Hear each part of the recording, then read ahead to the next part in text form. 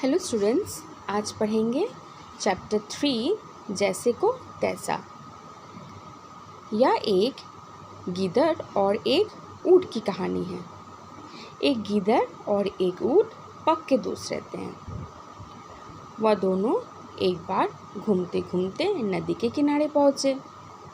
वहाँ जाकर गीदड़ ने कहा कि उस पार गन्ने का खेत है, मगर नदी के उस पार गन्ने का खेत है, लेकिन हम उधर जाए कैसे?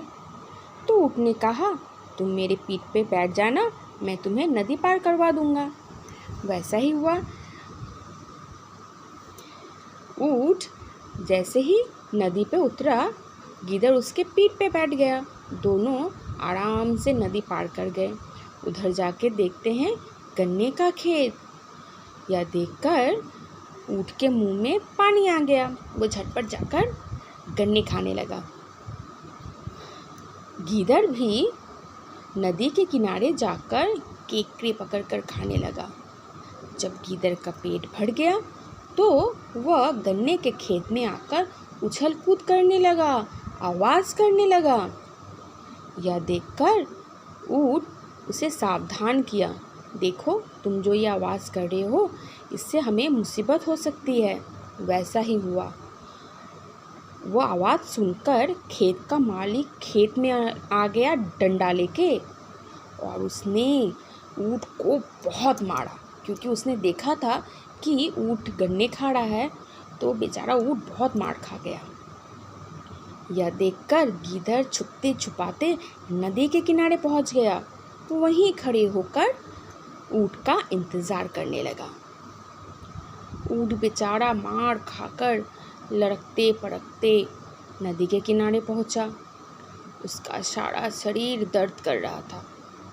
उसने गीदड़ से कहा, तुम्हारे लिए मेरा ये दशा है, अगर तुम ऐसा नहीं करते तो मेरी ये हालत नहीं होती।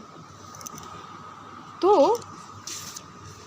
ऊँट की ये बात सुनकर गीदड़ बोलता है, मैं क्या करूं, मुझे बचपन से ही आदत है, जब मैं मनपसंद खाना खा लेता हूँ, मेरा पेट भर जाता है, तो मैं ऐसे ही उछल कूद करता हूँ।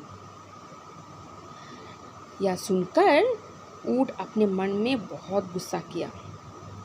फिर वह धीरे धीरे नदी पर उतरा उस पार जाने के लिए।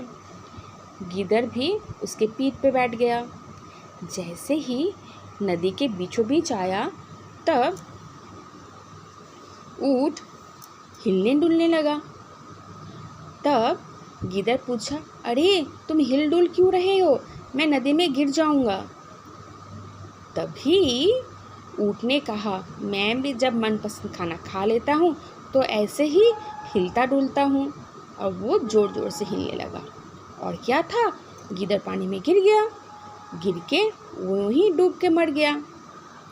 और वो ऊँट धीरे धीरे करके किनारे में पहुंचकर अपने घर चला गया।